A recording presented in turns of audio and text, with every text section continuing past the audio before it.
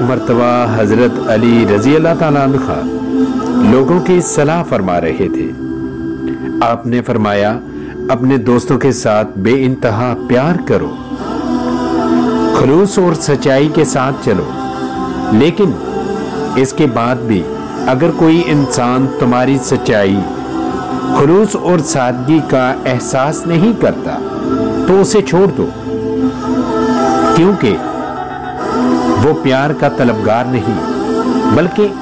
اپنے مطلب کا طلبگار ہے۔ ایک شخص نے کہا کہ یا علی، کیسے پتہ چلے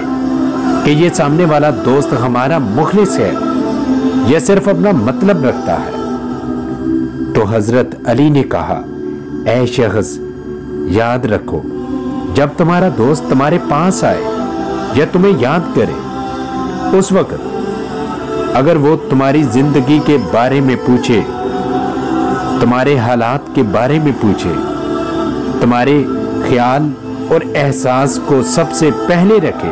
تو سمجھ جانا یہ تمہارا سچا دوست ہے۔ لیکن اگر جب بھی تمہارے پاس آتا ہو یا بات کرتا ہو، اس کا کوئی کام ہو یا اس کا کوئی مطلب ہو یا اسے کوئی ضرورت ہو، 7 مرتبہ نوٹ کرو، اس کے بعد بھی وہ وہی رہے،